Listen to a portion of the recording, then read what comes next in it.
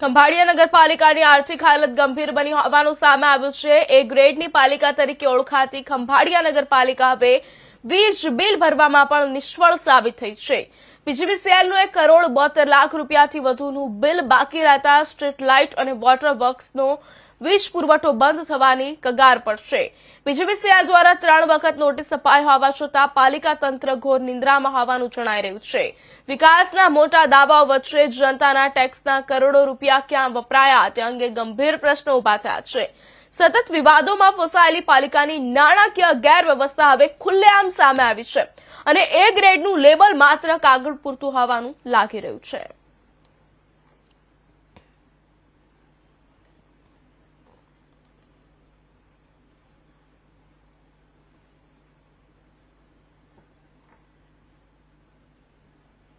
ભારત સરકાર દ્વારા મહિલાઓ અને બાળકો પર થતા અત્યાચાર